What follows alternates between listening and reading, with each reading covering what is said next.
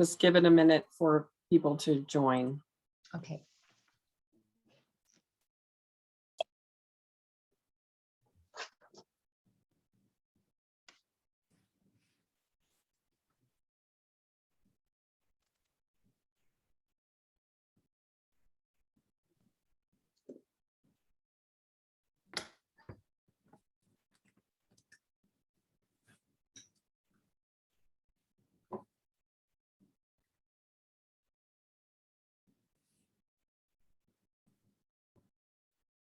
Okay, I think we can get started. Okay.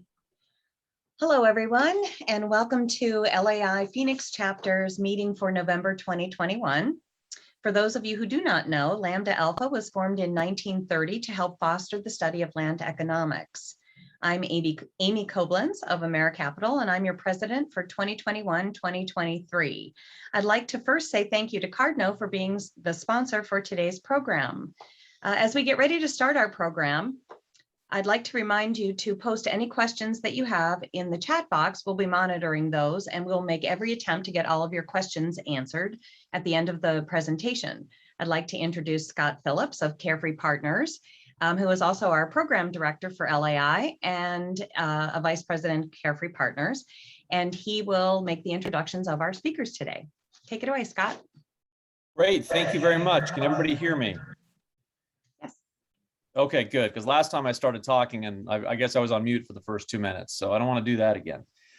This is the last in our speaker series related specifically to housing and density, and this is a really exciting one. This is actually the one we kind of wanted to start with, and we're really excited about this panel we have today. We have Manjula Vaz, who's with Gammage Burnham, an esteemed zoning attorney who does stuff all over the Valley.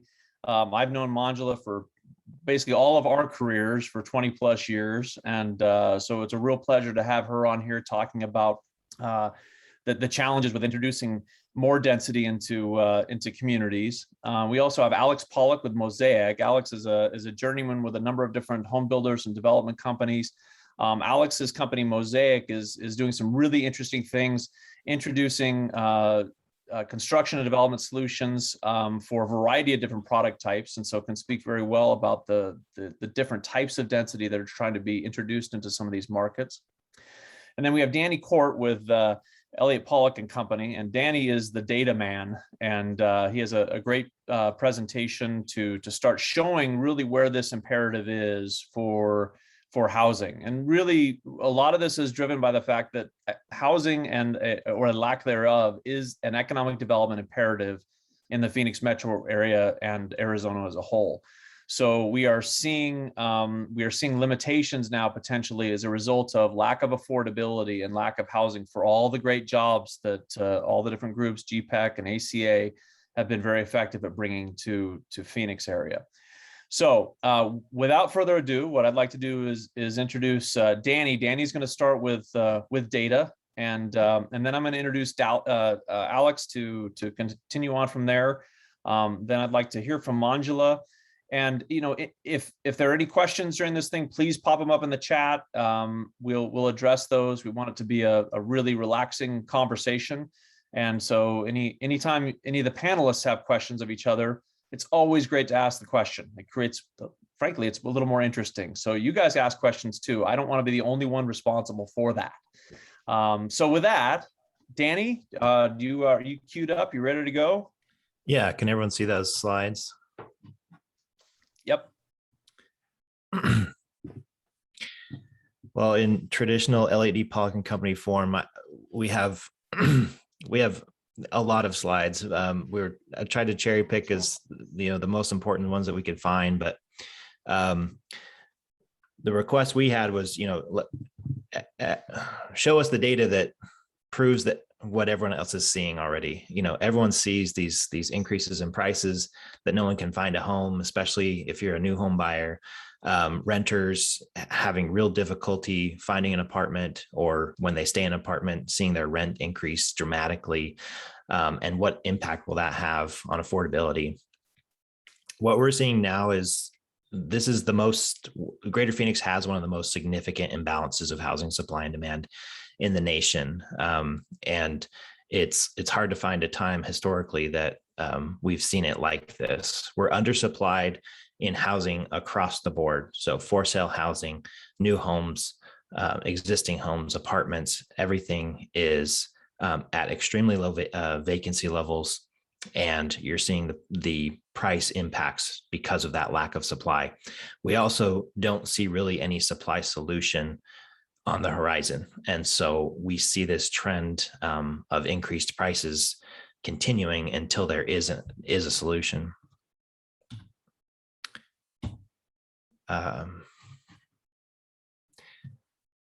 Just real quickly on historical home building, in the greater Phoenix region, there certainly was overbuilding in the first decade, the 2000 to 2010. There were more housing units built than there was population flows that came in. The 2010s was a period of underbuilding and absorbing that oversupply. And we are now at a point where all of that oversupply has been absorbed and we're now in a supply crunch. A normal market, you'd see 25,000 homes on the MLS. Right now, we're sitting at under 11,000 homes. If you take out the ones that are under contract, we're closer to 7,000 or 8,000 homes. So we've got a 15,000 unit gap there. Usually new home builders have a speculative supply of inventory homes. That's typically 2,000 to 3,000 inventory homes across the Metro Phoenix area. There's about 450 right now. So we've got a 2,000 to 2,500 new home gap in just speculative inventory. It's just not there. And then in apartments, stabilized vacancy, meaning enough vacancy to turn an apartment unit over, but the complex is considered basically fully occupied, enough that there's some units available for a tenant to move in, is around 7%. We're down to 3% basically. And some sources are reporting even less than that, between 2 and 3%. So we've got about a 15,000 unit gap in inventory. And by gap, I mean, we need this many more units just to be a normal market. And this is not even addressing what we'll need going forward with population inflows. Like Scott said, GPEC, ACA, doing an amazing job at recruiting new employers. We're seeing the highest pipeline of new capital investment, of headquarters locations, of manufacturing companies wanting to come here. And it's translating into tens of thousands of new jobs. But jobs are people, and people need housing. And I think that's sort of what Scott was alluding to, is that these economic development organizations are starting to pay attention to all of the needs of the employer, which would be housing that's affordable to the wages that they're paying. Arizona is an extremely popular place to move to. We're capturing 1 in 9 movers in the United States. So while movement is down across the United States, Arizona is still one of the most popular places to move to. And that translates into population growth. So we're expecting anywhere from 1.5 to 1.9% population growth each year for the foreseeable future. And that translates into 82 to 92,000 new residents. And that translates into housing demand. So just for apartment need, we've got a chart, a couple slides down here, basically showing how the for sale market is pricing out households just in the last 12 months who previously could have been home buyers that are likely now delayed and will continue to rent. This is a forecast of what we believe that new population growth will need in terms of just apartments. Basically an underlying demand of about 13,000 units per year, and that's not addressing the gap. The orange part there, we just said, okay, if you could take care of the gap over the next 5 years, you need to add about 3,000 units. So now you're north of 16,000 units of need to address new population growth and to get yourself back into a normal apartment market. And we're not hitting that. There are several reports out there with showing an insane amount of pipeline and new projects. We even saw the Business Journal had an article that said, is Phoenix in at risk of overbuilding apartments. And you need, what we did is we weeded through. There are some publications that just throw everything out there. If there was an inquiry on a piece of land, or just any sort of project that you've heard about that's just in the planning stages, they're putting that in their pipeline report. And so, we've seen things as high as 70,000 units in the pipeline. But if you weed through what's actually going to happen, this is a truer pipeline in our opinion, that 2022 will be a year with higher than normal production and deliveries of apartments, but it's still not meeting the need that we need to get back to a normal market. And the other thing with those pipeline reports that sometimes gets lost is that it can take up to 2 to 3 years to build that apartment project. And so they lump the pipeline all together into one number, where that could be a 2 to 3 to 4 year span of delivering those units. And so this is our adjusted pipeline looking forward for the next 2 years.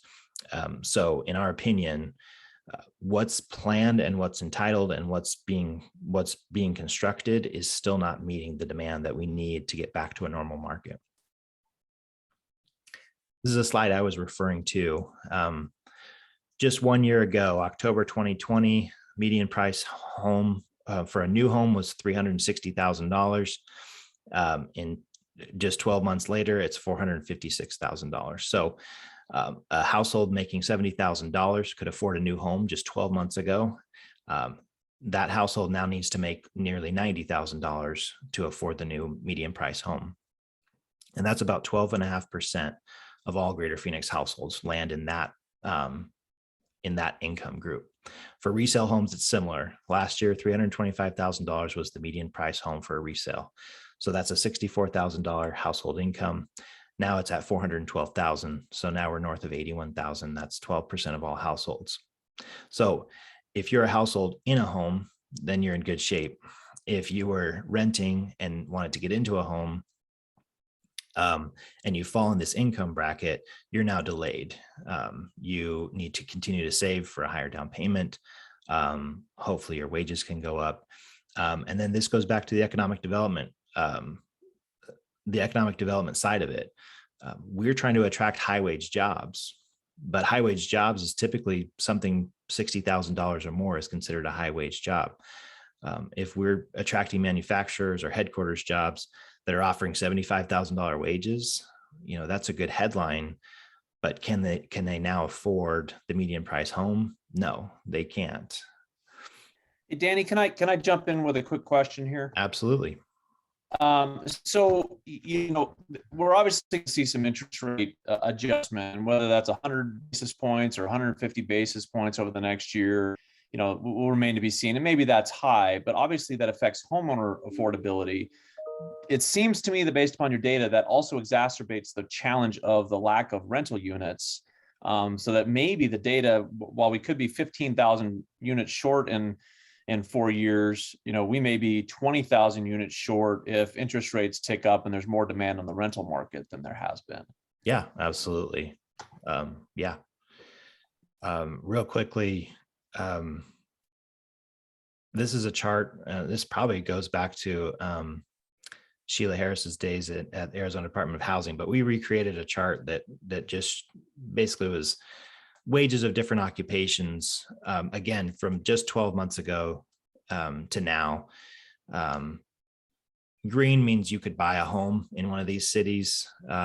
Yellow is you could rent a 2-bedroom apartment. Orange is you could rent a 1-bedroom apartment, and red is you can't rent any one of these on this income alone for your household. And so you can see from just 2020 to 2021 how much has become unaffordable to several of these types of occupations. And again, you can recreate these types of charts. We're showing, occupations ranging from $28,000 up to $84,000, and what the impact has been on affordability for both ownership and rental. And you can plug in any type of occupation, and any type of wage and see what's going on in these cities. But across the board, everything's becoming less and less affordable, especially on, a single income. And then just a quick forecast. We just basically, this is called, we just made a ridiculous forecast here. So it's just a thought experiment. But, if 12 months ago you asked us to forecast apartment rent, and we said, oh, maybe 25% growth, you'd be laughed out of the room, but that's what happened. So whereas last year, $49,000 was considered, you can reasonably afford, meaning paying 30% or less of your income toward rent. $49,000 cut it. In 2021, that's now $61,500. The question always is, well, what if this continues to occur? What if we don't take care of the problem and we don't increase supply? You just can't have this high of price increase too many more times before it just becomes a ridiculous notion. So all we did was say, what if it was 10% per year for the next 4 years? For the next 5 years, you're nearing needing a 6-figure income just to rent in the greater Phoenix area. If this type of price appreciation and rent growth continue to occur like this, and not even as extreme as what happened in the last 12 months, but just at a 10% rate, you can see how unaffordable the market could become. And I'll get back to some of these other slides, but we've got some slides here on some of the economic benefits of having higher density housing in the greater Phoenix area. And we'll get back to that, but I'll turn the time over to our other speakers. Yeah, thanks. There's a lot of good information there, and I've got some questions, and I hope the other people in the audience have some questions.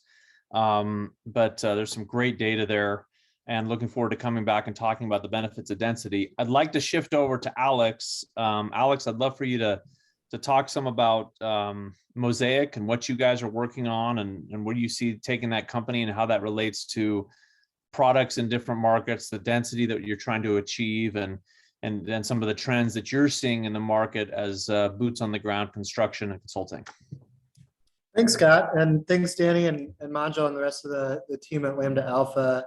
Appreciate you allowing me to join you today. So just to give you a brief overview of what we're up to at Mosaic, that might help contextualize or qualify, some of the things that I'm going to talk about related to density and housing and the various product types that are getting built in the market today.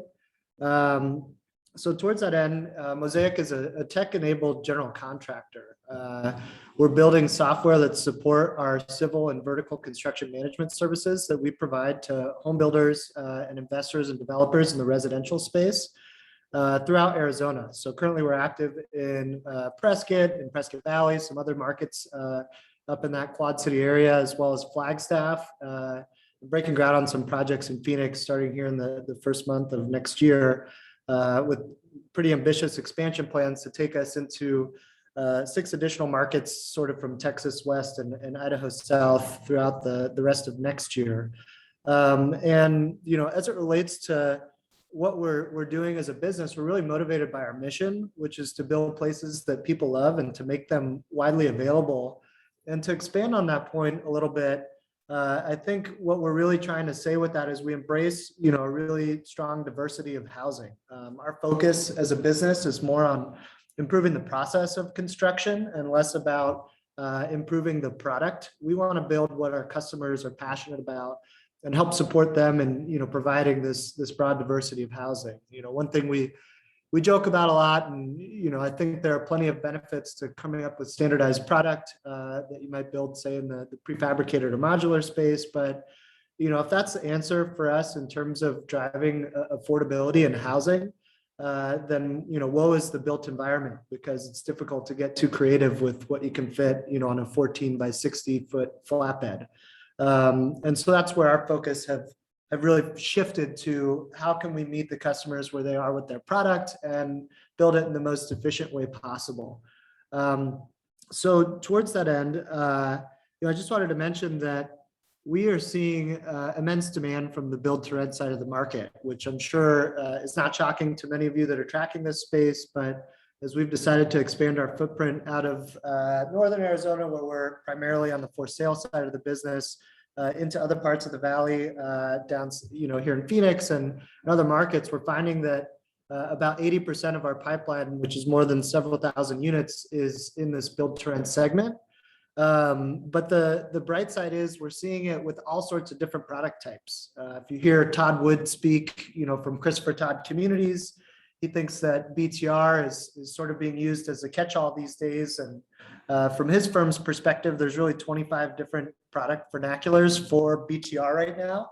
And what we're seeing at Mosaic is kind of tracking with that. Just on the projects that we're actively working on right now in our pipeline, we're seeing a mix of the horizontal apartment type product, 2- and 3-story townhouses, some of those bleeding into the carriage style where you've got sort of livable on top of another owner's or tenant's livable unit, but it elevates like a townhome.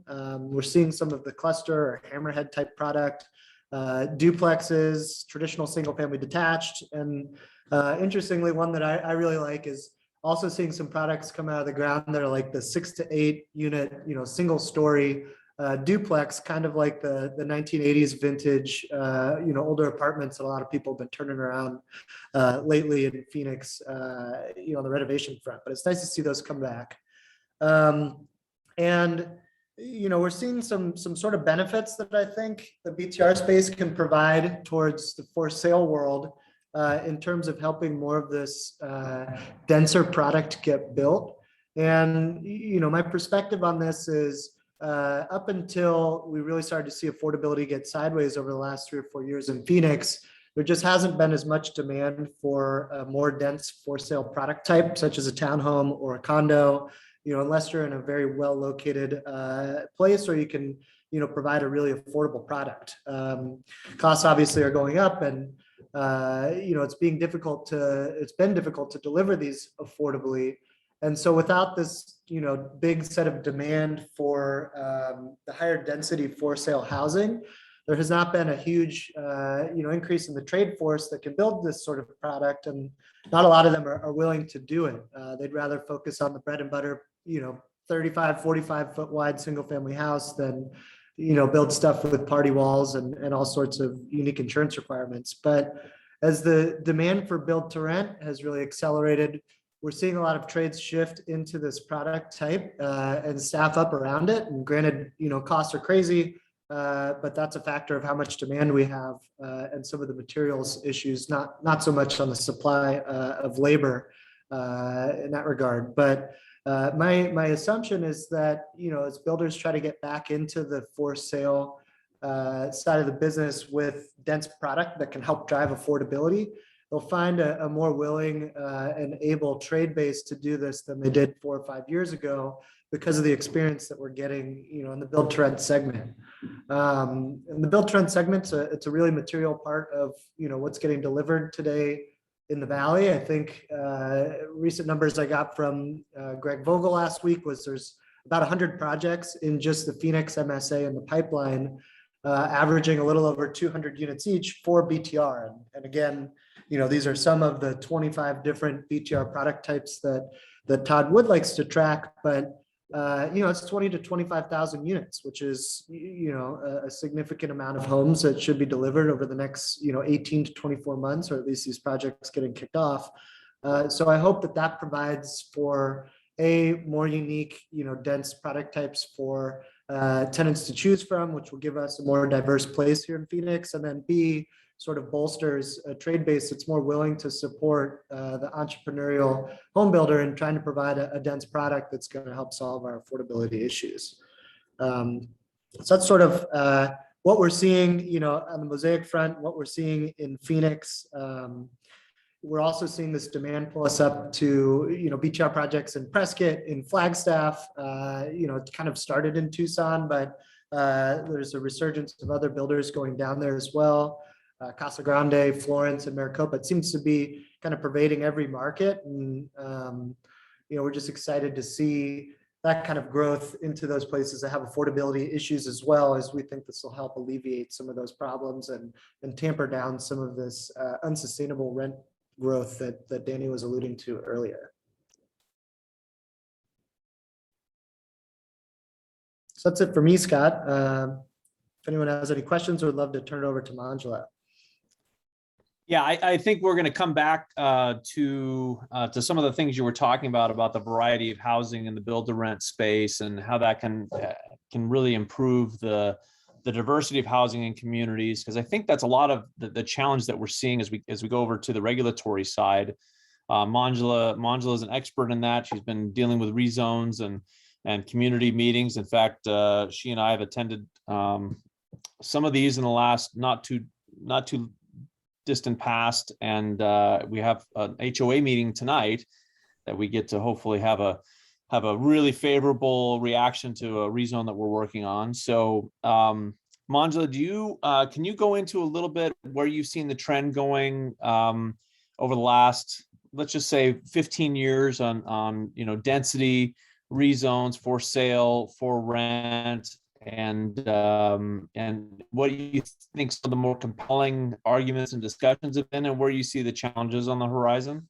Sure. Thanks, Scott and Danny and Alex. And yeah, Scott and I are being surprised tonight. If any of you would like to join us, we need support. What I would say, and just having this conversation this morning with a ULI panel with Tom Simplot, the issue, and I think Alex made a brief comment, I'll get to Scott's comment, that build to rent is actually, I think there's a lot of it here. We're certainly the hotbed of build to rent, but I think in some of these spaces, that is a helpful density angle for bringing density to some places, but also making it look like a single family home that seems to be more compatible with some of these single family neighborhoods. Honestly, I think some of the supply issue, which is contributing to the affordability, is maybe for the first 10 years of my career, I probably did one or two multifamily projects. It was mainly single family. I did a lot of stuff, throughout Maricopa County, but it was a lot of single family, office, industrial, a variety of different things. We Grady's here, but we do a lot of stuff, obviously in Tempe, mixed use. But you've seen the last 5 or 7 years, you've certainly seen a lot more multifamily development, multifamily entitlement, which has caused the supply issue in that we had, I think you saw in Danny's chart, you had a large gap of time where we weren't bringing supply into the market. Now you're trying to catch up a little bit, let's say the last 3 years, 5 years with multifamily.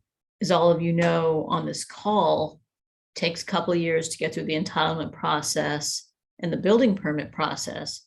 And so now you drive down Scottsdale Road, you drive down any Indian School, you see a lot of apartment buildings under construction, or what appears to be a lot of apartment buildings under construction. And what you have is the community reacting to that. They perceive, 3 apartment buildings, which we all know maybe 600 units, there are like 10,000 units coming on. And they are then reaching out to their council people saying, there's too many apartments. They're overwhelming us. I feel overwhelmed by this density. And that is being reflected. And as we go from city to city, you see a lot of these cities now, they don't necessarily appreciate the economic development argument. They see the affordability challenge. And some of the reaction is, rent control, or how do we stop the increase in rents? And that you have that kind of like, I want to stop an increase in rent prices, but at the same time, they want, the process takes longer. They have a lot of design requirements. I say, this is just from a market, just market rate. They want, it's the same thing we used to run into on the single family home front 12 years ago, when people would say, I want a $200,000 house, but I want all of this stuff attached to a $200,000 house. And we had to work through with cities and try to explain to them what you can in terms of how do you make a house affordable. That argument, for whatever reason, doesn't translate as well right now in apartments. The other issue that they don't see any from a city side. We've had a hard time getting support out for multifamily. I think people can come support a single family development. They see their neighbors, they see a school, they see whatever they see a community. Multifamily development doesn't have that type of, they don't see that apartment complex is contributing to my community. It's not contributing to the workforce. It's not helping my teachers and firefighters. And that's what we have to change that. But I think the biggest thing, and I think, talking to some of the council in Scottsdale, they've only approved 2 apartment projects in the last year. I mean, you're going nowhere in Scottsdale with 2 apartment projects in the last year. And they said, all the apartment projects are dying in Scottsdale. That's because people are driving around Old Town, seeing a lot of things under construction, and they're pushing back. The other problem you're having, both from affordability and workforce, is that we had this conversation this morning. You have a lot of council who said, we want housing. We want, the city of Phoenix wants 50,000 new apartment units, the next, whatever it is, 10 years, I think 7 years now. I just got done a case, which we did get accomplished, but it took a long time to get 300 units near a freeway. You're not getting 50,000 apartment units. You can say you want units, but the councils and the planning commissions need to support that project. And that means having to it's going to take a lot more communication, both from a community standpoint, from the council standpoint, to explain to the community what Danny had described to us. Like, this is an economic development issue, and this is an affordability issue. And one of the problems that I think we all run into, and I grew up here, is you don't see teachers and firefighters living in apartment buildings.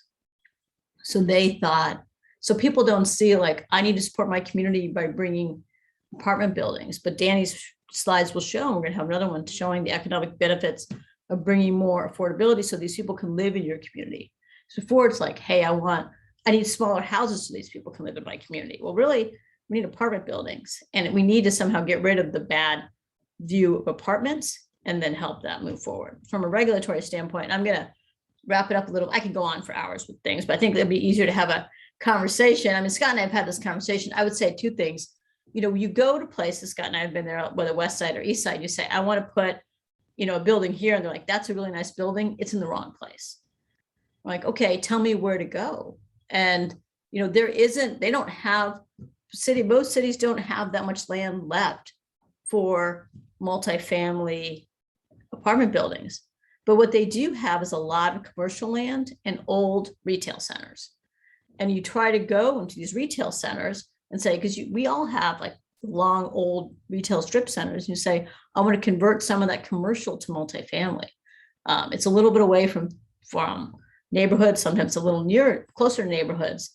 And that's one thing we've tried to work through with cities.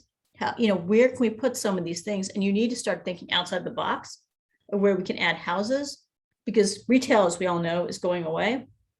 But what we need is more housing. And so that's, a little bit of the conversation we've had. I was going to say, what we say, and I'll say this, you guys all know this, when we teach at ASU in the MRAD program, what we say to people is, listen, everybody else in kind of the chain of how you get your project approved wants to help you.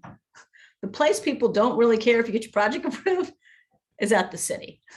You get done, you win, you lose, you don't win, so be it. Someone else is behind you. And so how do we change it that they become both the community? It's not just the politicians. Politicians, I think, want to help, but they want support.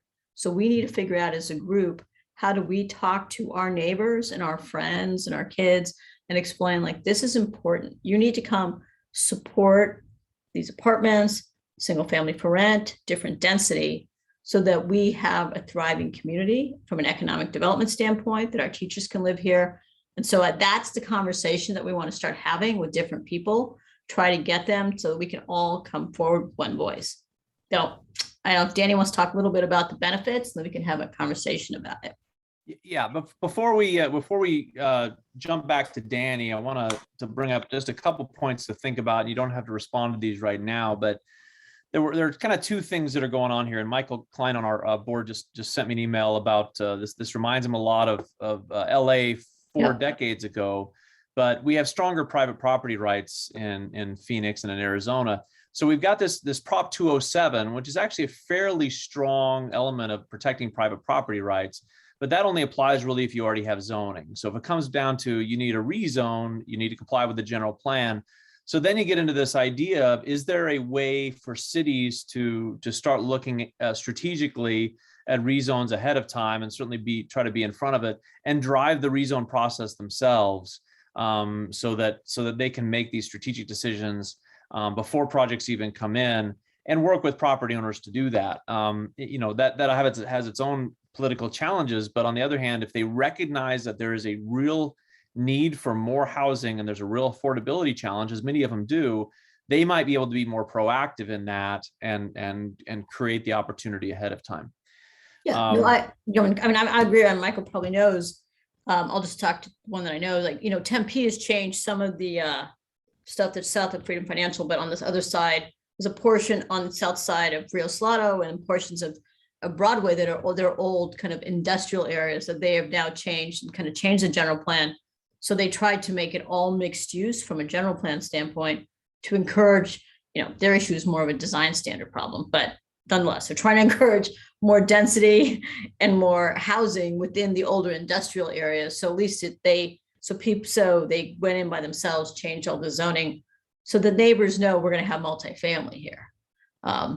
We can talk about design standards later, because then they're like, this is going to look like a warehouse district, and that got a little out of sorts. But that is certainly one way, that the community can say, we're going to change this so that we're going to have density. And it doesn't need to be, Scott, you and I have been there. I know density is a bad word, so maybe we all need to change that word. I know that Allie wanted to change that word to something. I can't remember what we decided that new word was going to be, but I would just talk about housing diversity.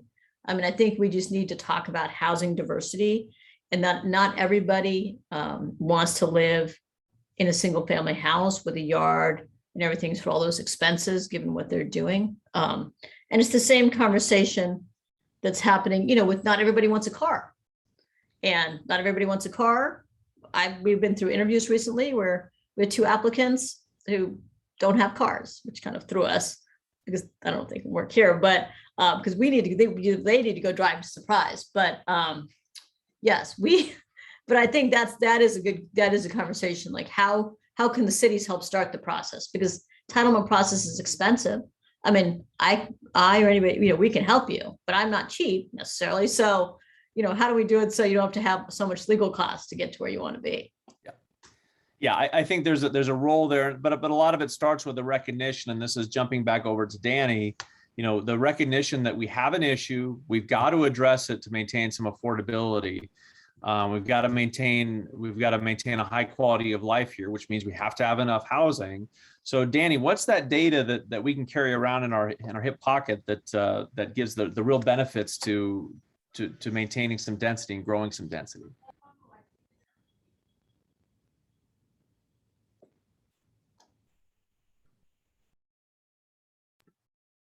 Demute, Danny, demute. Sorry. I've got this here. I just want to second what Manjula was saying is, much to my dismay, the economic data does not necessarily win the day at the council meeting or the zoning hearing. Even though it's cut and dry for us, we think it's just plain as day.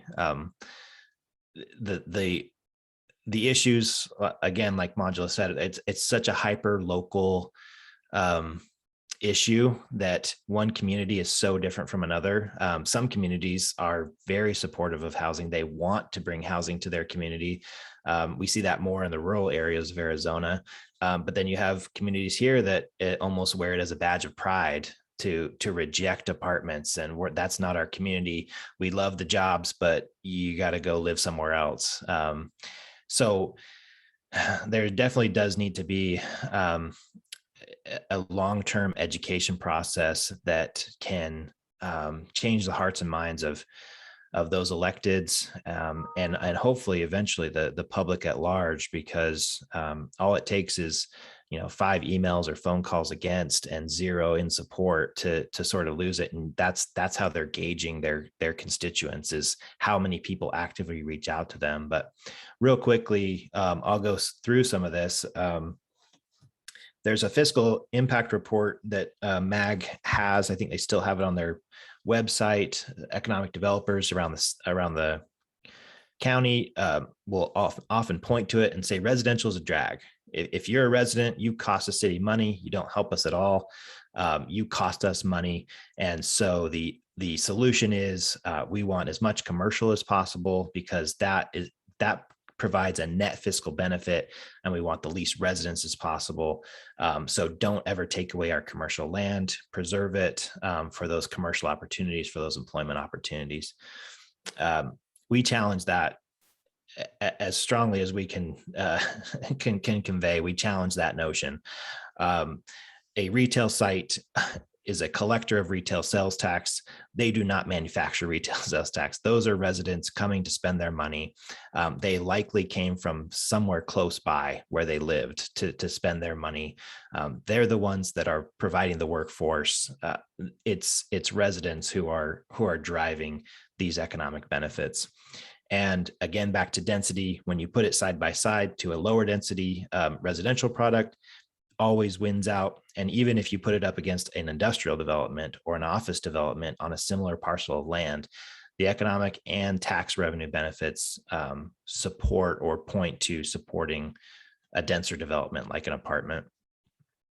All cities are very aware of the tax revenues that drive their city. So that's what we do, is we break it down by tax revenue category. Also, back to this density thing, we just recently did this with the town of Queen Creek. They're very proud of their very high average household income and very proud of their large lot developments. They don't want density because their logic was, we want people with six-figure incomes to live in our community because those are the people that spend the most money. But when you actually look at it, when you actually look at the type of spending that a household does in a local community, there is not a lot. Yes, higher incomes do spend more, but it's not a one-to-one ratio. Lower income households spend nearly as much on food away from home, restaurants and bars, entertainment, things like that. Things that where retail sales can be captured at a local level. There's not a huge difference from income when you look at the income range.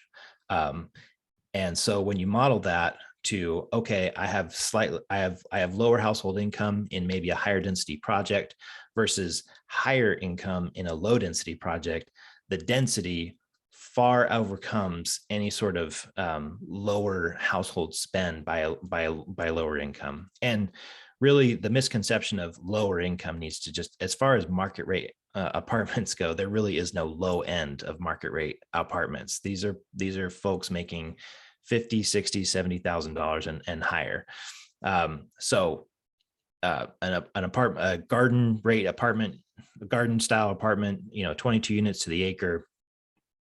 Looking at just restaurant and bar purchases, it's 1.5 times a single story built for rent type of project. It's 4 times your small lot, 4.5 units to the acre, single family development, 5 times the impact of,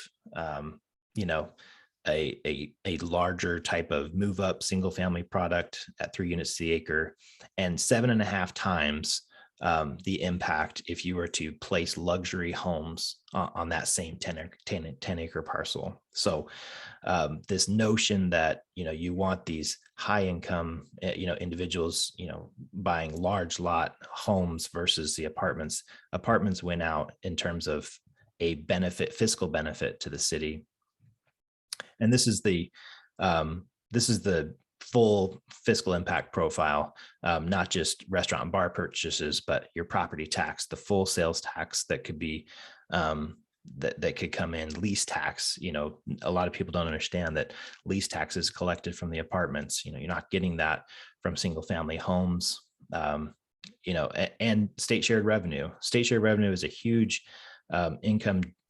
It's a huge source of income for each municipality, and it's based on population growth. It's based on how much population you have as a percent of the total population in the state. And so again, the density wins out by bringing more people into your municipality. I think we mentioned this before, or somebody mentioned, retail's on its way out. This is internet e-commerce retail sales trends. Obviously, a huge spike from the pandemic, but we were already on this trend of double-digit percentage growth in e-commerce sales. The pandemic basically accelerated that, and it's continuing on its pace of increasing. Well,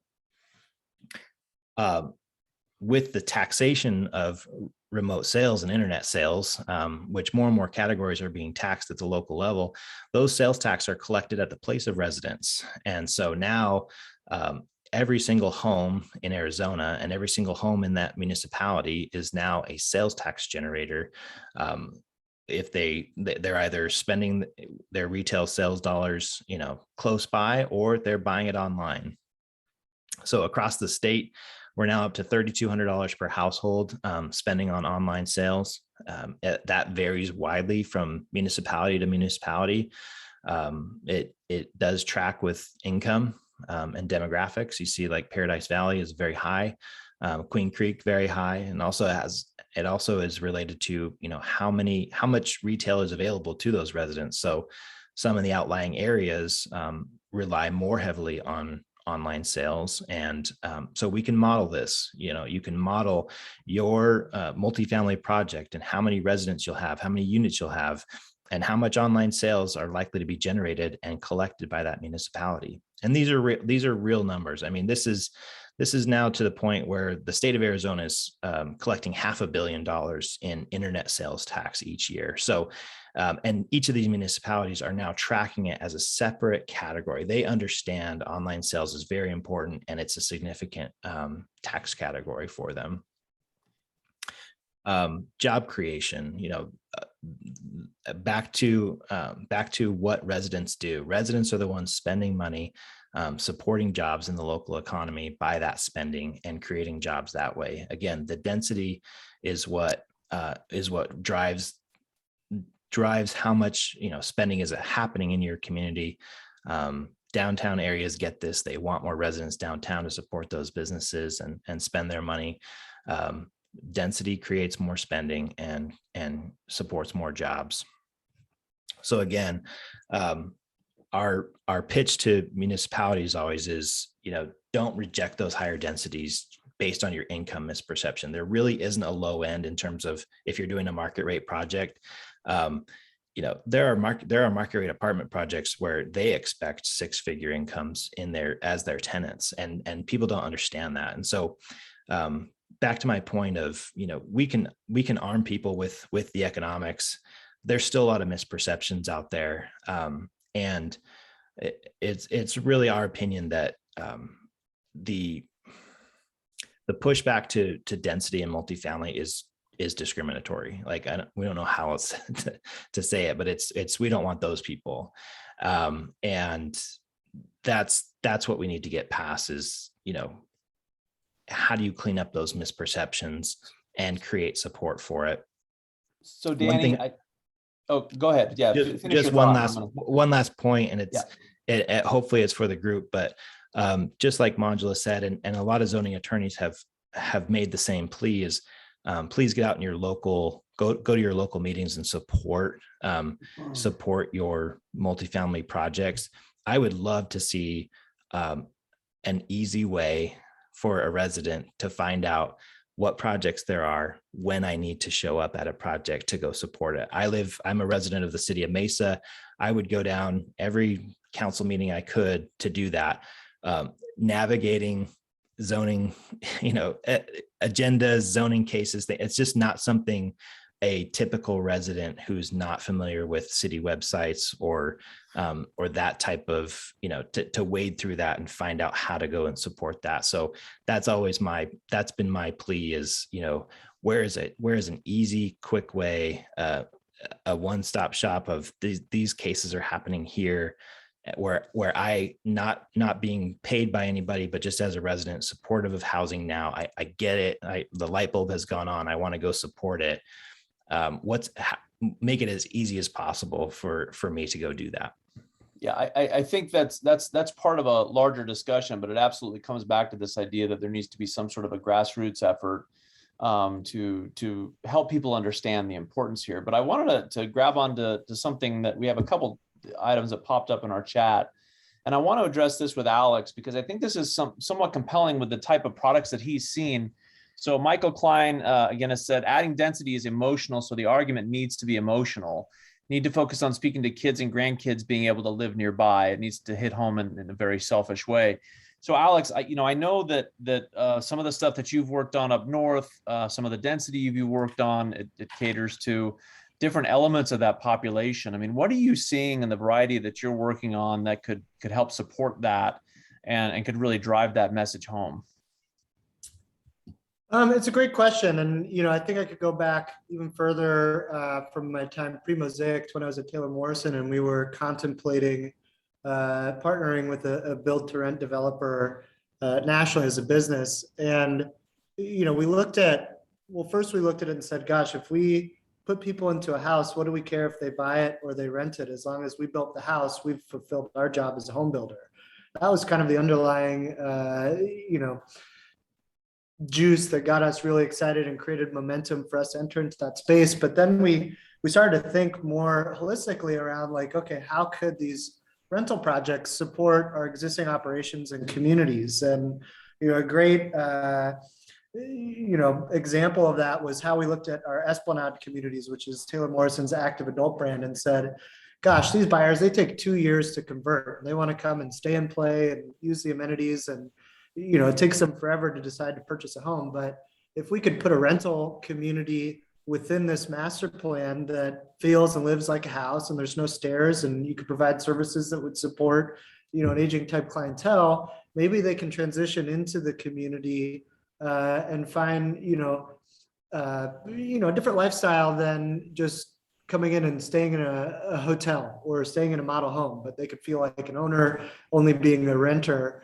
And then on the flip side, which I think was more interesting, was how about a transition out of homeownership for some of these, owners in our master plan community? When you're maybe getting told to care for yourself, or you've got equity in a home and you don't need the space, if you could get rid of that, but then live in the same community in which you've been for years and you have friends and family, then that would be really exciting. Or what if you could have an opportunity for your family to rent a place near you that's not age restricted, but it's near an age restricted community? And so, we looked at density as really a transitional tool to get people to, live in one, a more concentrated area.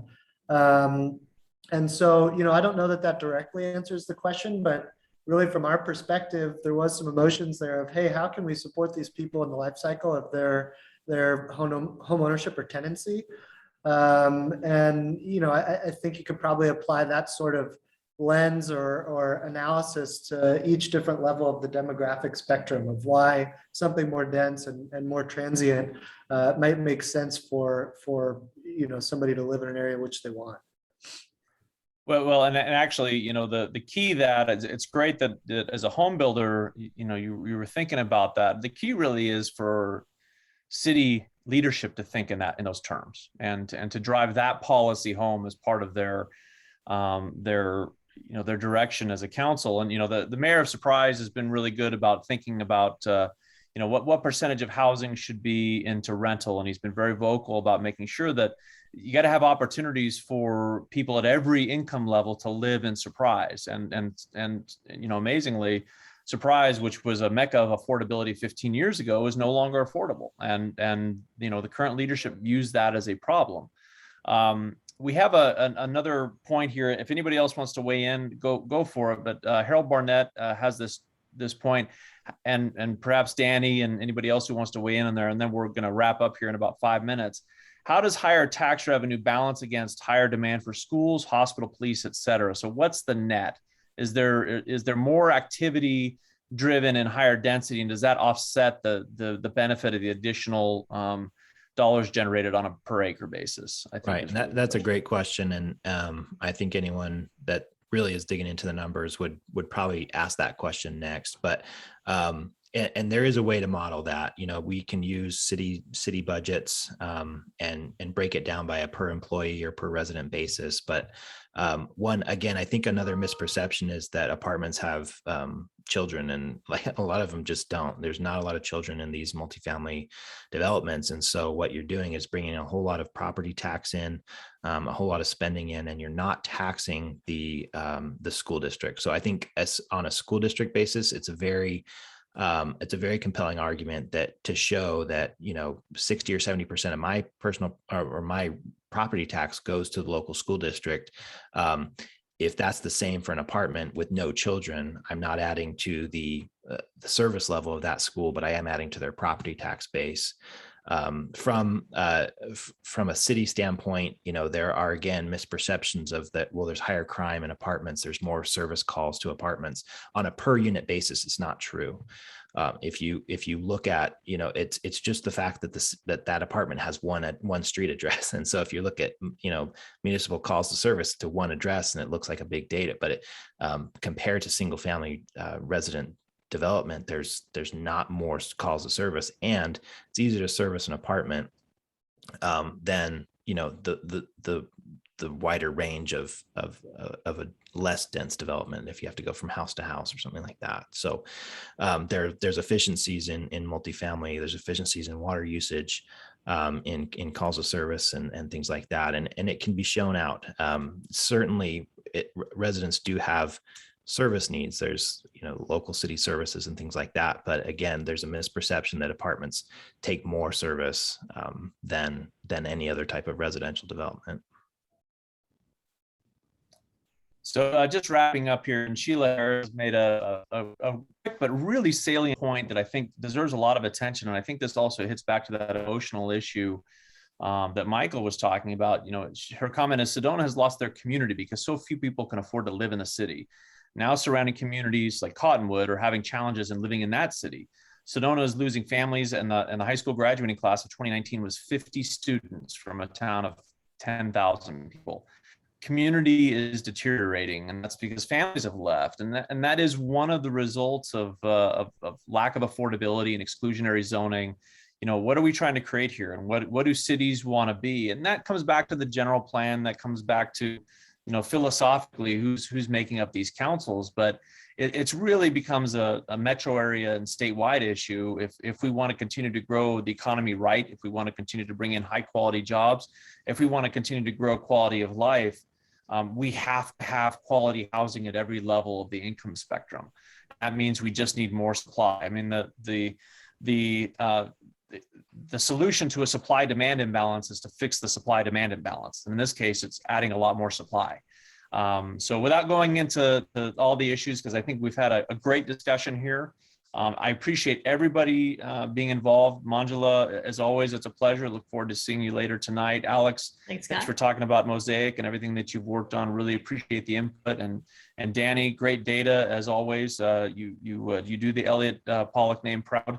So and thanks to everybody who participated. Thanks for everybody who's on the Zoom. And if you have any more questions, and maybe I can ask if Sheila Hamilton's on here. If I don't think she is, but typically we will post the presentation, and if your PowerPoint stack is available, Danny, I think that's really good data, and I think that could be pretty useful to a lot of the things that we're working on. So anyway, unless there are any other closing comments, Amy?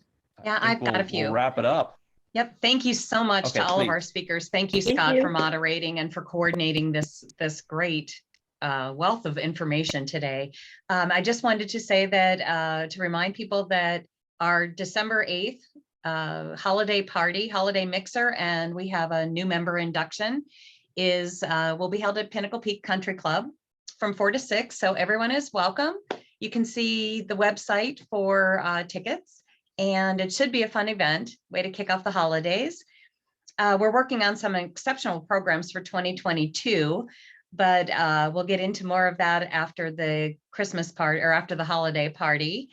Also a reminder that our LAI, our Land Economics Weekend, is scheduled for Sacramento on May 5th through the 7th. And I understand that the hotel block is almost full. So if you're thinking of attending the LAI in Sacramento, you might want to check into that. And there we go. And then in October, we'll be in Los Angeles. And then the following year, we'll be in Barcelona. So it's going to be some fun information, lots of land economics discussions. And if you ever have any questions with regard to anything LAI, please feel free to reach out to me as well. Other than that, I think we're done for this month. And I'll look forward to seeing as many of you that can make it on December 8th. Thank you so much again for attending, and thank you to our speakers. Really appreciate it. Have a great week. Thank you. Thank you.